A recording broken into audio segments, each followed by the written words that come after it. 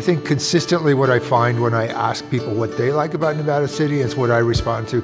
It's a real community. I see Nevada City as a place that is less about its history and aesthetic, but more about the people. I mean, I grew up here.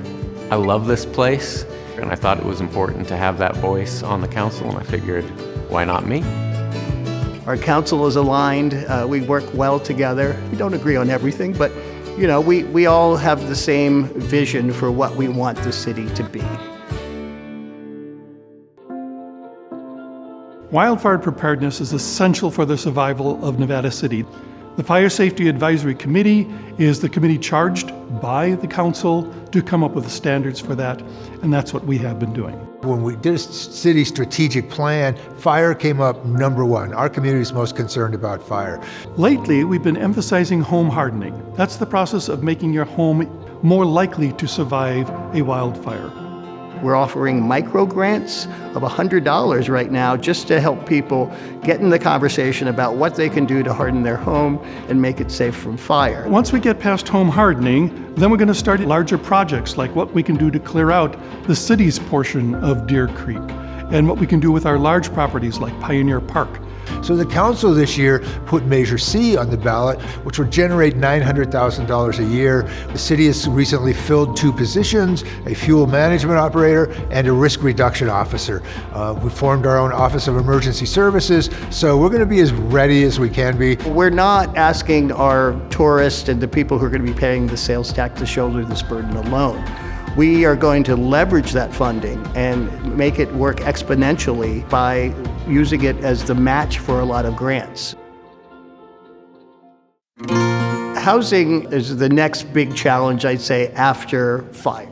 Housing and affordable housing is so important because if it gets so expensive to live here that artists can't live here anymore, then it stops being the Nevada City that we know. We need to house our workers who work in the restaurants and the shops in town, our teachers, our fire, first responders.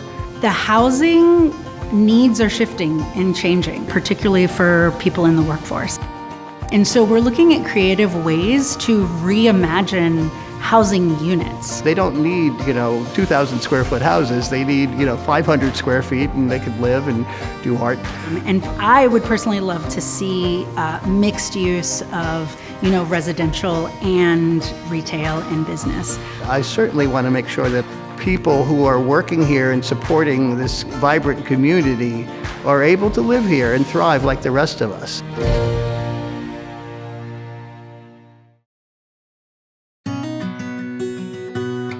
Another interest of the city is making our business community thrive. Nevada City's special in that we don't have franchises, and franchises are how a lot of small cities our size get by, and for us these are local people with local businesses, so it's a huge part of our economy. Recently we tried to enforce an ordinance which is if you do business in Nevada City, you should have a business license. So we started enforcing that, and immediately the business community said, wait, what about the people at the farmers market? They're only here on weekends. What about the people who are here on Victorian Christmas? They only have their booths up here for a couple of days a month. They shouldn't be charged a whole year's worth of a business license. We agreed, we changed the ordinance. The city announced a fee waiver program for businesses. And so people starting new businesses or existing businesses were able to get some fees waived that they were instead able to reinvest into their businesses. And I thought that was a great thing that we could do as a city. Another area that we need to really look at it in the Historic District is we have some really important commercial sites that have been vacant for a really long time. The Alpha Building, which is the big old hardware furniture store that's been vacant for going on 20 years. I'm on the courthouse committee, and that's an important thing because the courthouse is going to move. And so wherever that goes, that's going to play a big part in how downtown thrives. We have a second business district, Seven Hills, which is very profitable and brings a lot of people to town. We want to draw more people there, so we're going to try and create events for them. So if we were to develop Seven Hills, so we had another area, another attraction of an arts community, wellness community, entertainment locations, and paired that with historic, we would have more opportunity to generate those revenues, because in the end, one of the things you always have to do is pay for your city.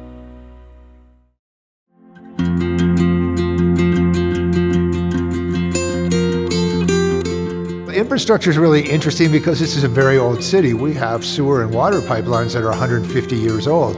And in the last year, we did our first capital improvement project that looked at all of the needs in the city for infrastructure and the amount of money it would take to invest in that infrastructure to keep it up and running. We're going to add parking. There is a city-owned lot that is on Clark Street that we're going to pave and turn that into parking. We're looking into expanding the Spring Street parking lot. Our parking meters use quarters. Who uses quarters anymore? So why don't we renovate those, bring them up to date, and make them electronic payment? Nevada Street Bridge is being replaced, and that project is underway with utilities being worked on. So people will be rerouted for a while, but in the end, we'll have a safer bridge, a better constructed bridge. It'll be more ideal for tourists and bicycles to walk through and drive through. So we work very hard on the infrastructure. This is what keeps your city running, and we're now on top of it in a way that hasn't been for some time. Vibrancy is a broad term that just kind of encompasses the life and the energy and the art of Nevada City. For a lot of people, there's a ton of focus on the history of this place. For me, when I think about what this place has put out into the world, it's the art that really has captured my imagination. So initiating the Vibrancy Committee just felt like acknowledging what we've been great at all along and codifying it. Something that was part of my vision was not only passing a public arts ordinance, but also having a public arts commission. We're one of the 13 arts districts in the state, and now we actually have a committee that can help us facilitate public art in the community. It's really exciting. It's made up of 7 members. I felt like with that composition, we cover a lot of ground and a lot of different organizations and people that know Nevada City and can make really exciting choices for public art in Nevada City.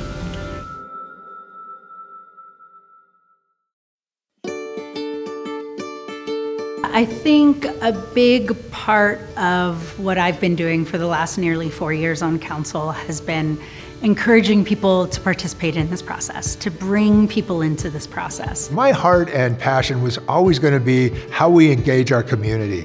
And this council that we're on now is just a wonderful body for really listening and engaging the community on any number of issues. This is a really smart, diverse, hardworking council that I'm really proud to be a part of.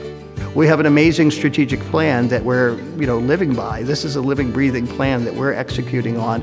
Fire, housing, supporting our business community, supporting our cannabis industry. In terms of the future of this place, I really would encourage people who live here to come to council meetings, show up, make their voice heard. You don't have to wait until you vote to make your voice heard in a town this small. You can show up and talk to people. I see this work, for me in particular, as an investment in the future. I want to grow old in this place. I want this place to reflect my values, both in policy and culture. Policy here can truly be crafted around the needs of the community. And we need people to participate in this process so that we understand what those needs are, so that we can create a Nevada City that is truly safer and inclusive for everyone.